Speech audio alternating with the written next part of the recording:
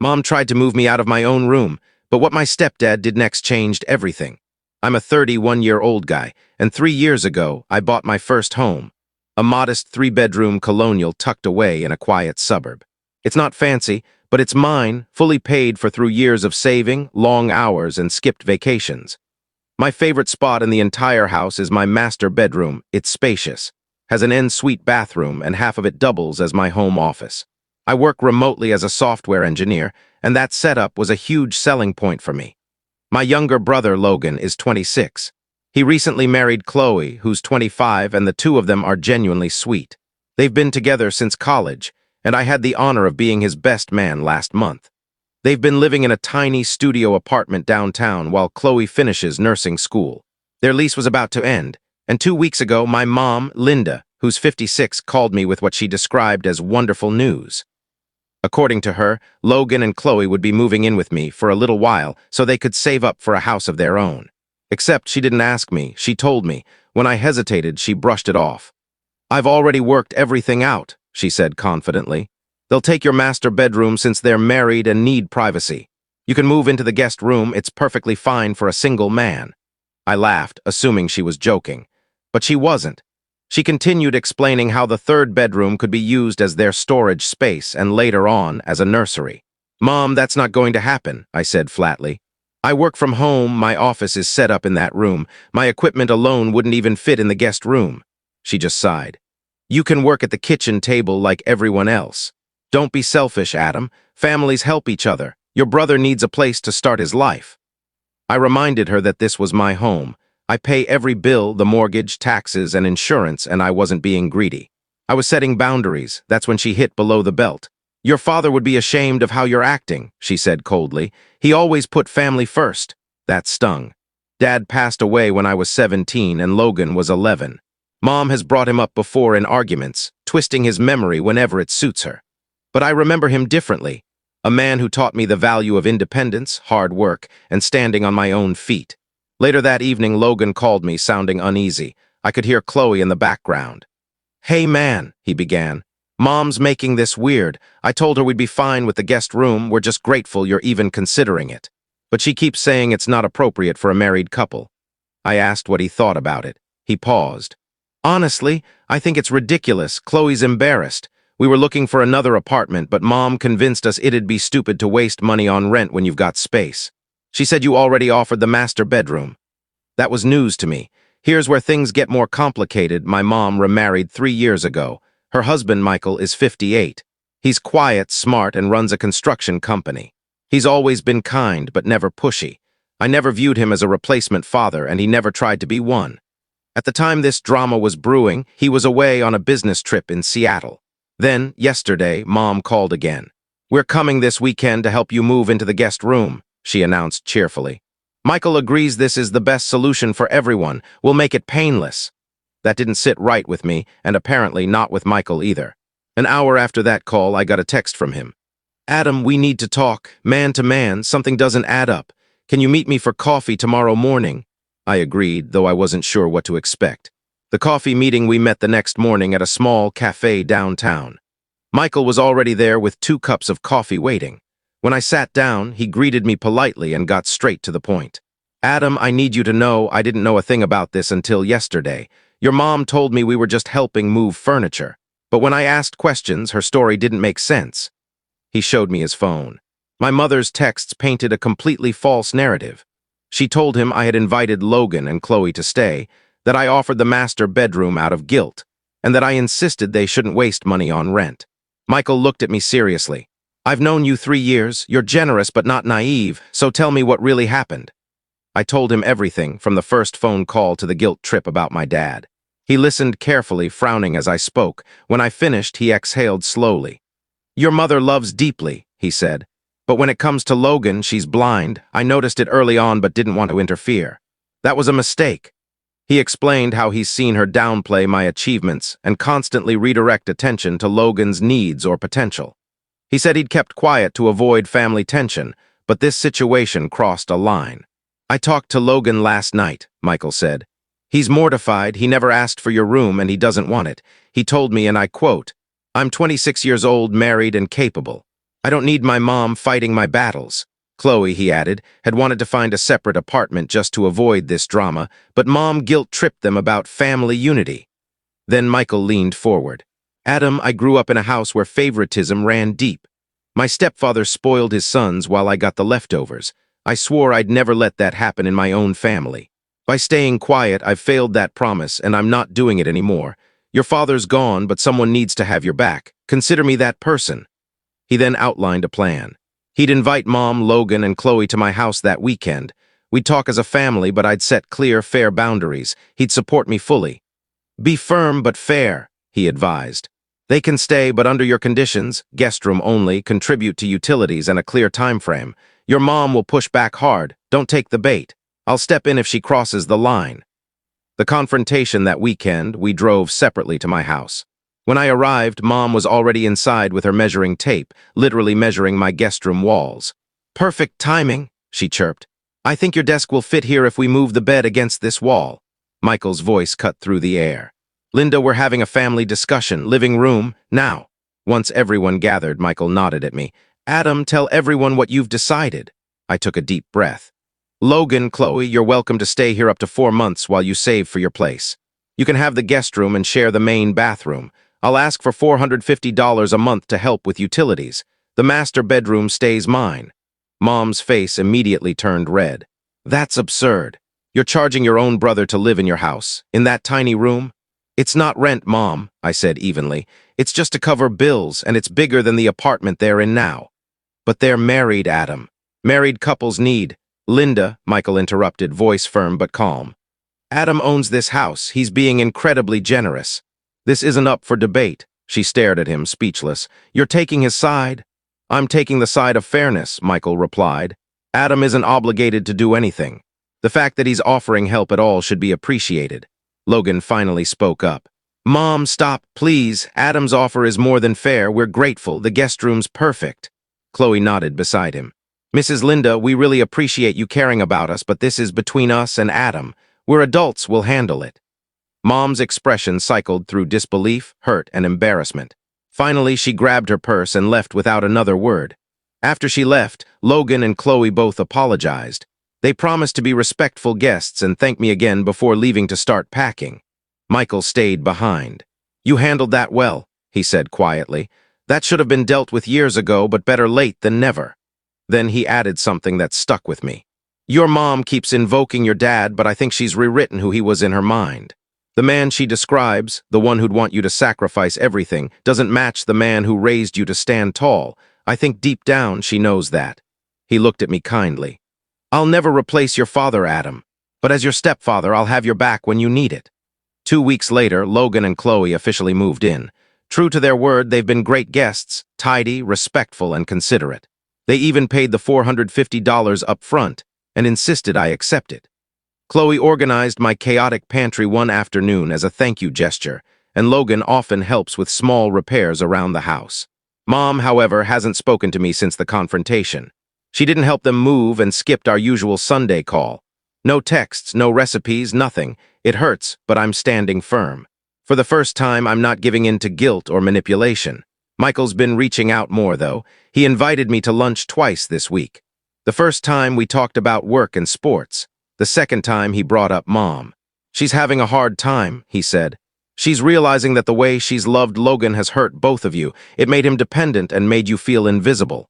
I asked if she'd actually said that. Not directly, he replied. But she's been reading articles about parental favoritism and family boundaries. That's progress. Maybe she'll come around eventually. But even if she doesn't, I finally understand something. Love doesn't mean surrendering your boundaries. For years, I let guilt dictate my choices. This time, I chose myself. And for the first time in my life, I think my dad would have been proud. Michael told me something quietly one evening that put many things into perspective. I've noticed your mom's been going through old photo albums lately, he said. And I checked her browser history. She's been reading articles about parental favoritism and family grief. She's finally starting to see patterns she once refused to. Then he added something that surprised me even more. Did you know your mom went to therapy after your dad passed? Only for about 6 months. Her counselor told her that Logan might struggle more because he was younger and that she should focus on his emotional needs. Michael sighed. I think she took that advice too literally. What began as paying attention to his emotions became prioritizing him above everything and everyone else. That was the first I'd ever heard about any therapy. Mom never mentioned it. Michael continued. She also told me something about you. That after your father's death, you became her rock. You helped raise Logan, took on adult responsibilities, and never once complained. She leaned on you far more than she should have. I think she's carried guilt about that ever since. Maybe that guilt turned into favoritism, as if spoiling Logan could make up for overburdening you. That struck a nerve. I remembered all the small things, packing Logan's lunches, helping him with his homework, showing up at his games when Mom worked overtime. I thought I was just being a good brother. I never realized Mom saw it as a weight I shouldn't have carried. Michael was clear, though. That doesn't excuse how she's acted, but maybe it helps you see why. Yesterday, something unexpected happened. Logan asked if we could talk privately. We sat on the back porch, each with a beer in hand, and he looked more serious than I'd ever seen him. Adam, I owe you an apology, he said. Not just for this house mess, for everything. For years of it. I tried brushing it off, but he shook his head. No, let me say this. I've been thinking a lot since that confrontation. Mom's always fought my battles, made excuses for me, cleared the road so I wouldn't struggle. I let her because it was easy, but that wasn't fair to you. Then he started listing things I'd forgotten, or maybe blocked out. How Mom took money from my college savings to fix his car. How every time I achieved something, his smaller wins still became the family's focus. I knew she was unfair, he admitted. I just didn't stop her because I benefited, but that stops now. I'm not a kid anymore. I've got a wife, a job, a house on the way. It's time I act like it and stop letting Mom treat you like the helper instead of her son. I told him he didn't need to feel guilty. I do, he replied, because I've gone along with it my whole life. Michael's been talking to me too about being a man, about fairness, about responsibility. He said something that hit hard. Your brother's success doesn't diminish yours, and your needs aren't more important than his. He's right. We're not rivals, and Mom needs to stop acting like we are. A month passed, and the change was incredible. Mom finally called after weeks of silence and asked if we could all have dinner together. Michael later told me she'd started therapy again, this time focused on her parenting and grief. The dinner took place at my house. She brought dessert, my favorite, not Logan's. It was a small gesture, but it meant a lot. After we ate, she asked to talk. Her voice trembled slightly. I owe both of you an apology, she said, glancing between us. But especially you, Adam. I've treated you unfairly for years and disguised it as love for your brother. She talked about Dad's death, her fear that Logan would grow up broken without a father, and how I always seemed so strong that she forgot I was grieving too. You became my partner instead of my child, she said through tears. That wasn't fair. You lost your father too, and then I spent years compensating Logan for a loss that you shared as if your pain mattered less because you were older. Mom, you've got to stop protecting me. You think it's love, but it's made my life harder. I never learned to handle things myself because you always stepped in. Adam figured everything out alone, and look where he is. I'm just now learning lessons he mastered years ago. Mom nodded, wiping her eyes. The bedroom thing, God, I'm ashamed of myself. Asking you to give up your room in your own house, what was I thinking? You were thinking what you always do, I said gently. That Logan's needs come first. It's been that way so long you stopped noticing. Michael spoke up then, firm but compassionate. Linda, you're a loving mother, but love isn't giving everything to one child while expecting the other to constantly sacrifice. It's recognizing both your sons as equally valuable. Mom turned to me. Can you forgive me? Not just for the bedroom thing, for all of it. I'm trying, I admitted. It helps that you see it now, but Mom, it can't just be talk, it has to be different. And to her credit, it has been.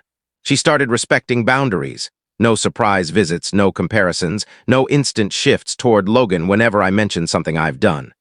3 months later, Logan and Chloe finally found their first home, a cute little place 20 minutes away. They're closing soon and Mom's thrilled to help them decorate. But here's the surprise, she offered to help me too. You've been living in that bachelor cave too long, she joked. That one gesture showed how much she'd changed. Meanwhile, Michael and I have become genuinely close. We go to baseball games, work on carpentry projects in his garage, and talk about everything, life, work, family. One afternoon, while sanding down a bookshelf, he said something that stuck with me. You know, Adam, I never met your father, but I think I understand him through you. You work with care, patience, and pride. You treat people with quiet respect, but you expect it back. That's the kind of man your father must have been. Your mother keeps his memory alive in stories, but you carry him forward in how you live. I swallowed hard. I still miss him, I admitted. Of course you do, Michael said softly. You always will, and I'm not trying to take his place, I just want to be someone in your corner. Everyone deserves that. He told me about his own childhood, how his stepfather favored his biological sons, leaving him feeling lesser. I swore I'd never repeat that pattern, he said. Blood doesn't determine worth. You and Logan are my sons too, and I'm proud of both of you. The real test came last weekend at a family gathering to celebrate our cousin's engagement. In the past, Mom would have spent the night bragging about Logan while barely mentioning me. But this time was different. When my aunt asked how her boys were doing, Mom shared evenly Logan's upcoming house closing and my recent promotion to team lead. When Grandma complimented my house, she didn't follow it with how Logan's was nicer. When an uncle joked about me being the responsible one, she didn't laugh along, she said, both my sons are responsible, just in their own ways. Small steps, but monumental ones for our family. Logan and Chloe moved out 2 weeks ago. Their housewarming party last night was perfect, not because of the house itself, but because of what it meant. During the party, Logan pulled me aside. Adam, I just want to thank you. Not only for letting us stay, but for standing up to Mom. It forced all of us, even me, to grow up. I'm 26, married, about to own a house, and Mom still treated me like a kid. You drawing that line gave me freedom too. Mom overheard him and joined us. He's right, she said softly. I held both of you back him by protecting him too much and you by expecting too much. I'm grateful you spoke up, even though it was painful. For the first time, I felt like an equal, not just the dependable older brother who existed to make things easier for everyone else. Mom proudly introduced me to relatives, talked about my career and house, and even showed photos of my office. The same one she once said I didn't need. But the moment that stayed with me came at the end of the evening when Michael pulled me aside. Father's Day's coming up, he said quietly. I know it's always been a hard day for you. I'd like to spend it together, not as father and son, just as family, two men who respect and care for each other. I agreed immediately. We planned a fishing trip, just like I used to do with Dad. Before we parted, he rested a hand on my shoulder. Your father raised a good man, Adam, he said. I see it in everything you do. You handled this whole situation with grace and strength. You didn't just inherit his lessons, you lived them. My place feels peaceful again. My office is set up the way I want it, and the guest room is ready for visitors, actual guests this time. Mom still slips up occasionally, but she catches herself. Just last week she started to say, you should help Logan with his mortgage paperwork, then stopped mid-sentence. No, that's not my place, she said. If he needs help, he can ask, and if you're busy, you can say no. Logan did ask, and I helped not out of guilt, but because I wanted to. That's the difference. The help now comes from choice, not obligation. Michael has become a blessing I never expected, not a father figure, but something equally meaningful. A mentor, a friend, an advocate. He stood up for me when silence would have been easier, and that changed everything. After the party, I found a handwritten note on my counter. Adam, your father would be proud of the man you've become. I know I am. Mike, I kept it. It sits beside a framed photo of Dad and me from when I was 16, two different men who both shaped who I am. Looking back, that master bedroom crisis wasn't just family drama. It was the catalyst that forced us to face years of buried imbalance. It revealed how Mom's grief had turned into favoritism, how Logan had been kept dependent, and how I'd learned to silence my own needs. It taught me that setting boundaries isn't selfish, it's necessary. That love without respect isn't love at all. Now my home is truly mine. My achievements are acknowledged, my boundaries respected, and my voice valued. Mom once said, family helps family. She was right, but real help doesn't mean one person constantly sacrifices. It means mutual respect, appreciation, and support that flows both ways. That's the kind of family we're building now, imperfect, healing, but trying. The master bedroom is still mine, but I've gained something far greater, a family that finally sees me, respects me, and stands beside me as an equal. Sometimes the best families aren't the ones that start perfect. They're the ones that choose to do better. And we're doing just that. If you enjoyed this story, don't forget to leave a comment, hit subscribe, follow for more, and turn on the bell icon so you never miss the next one.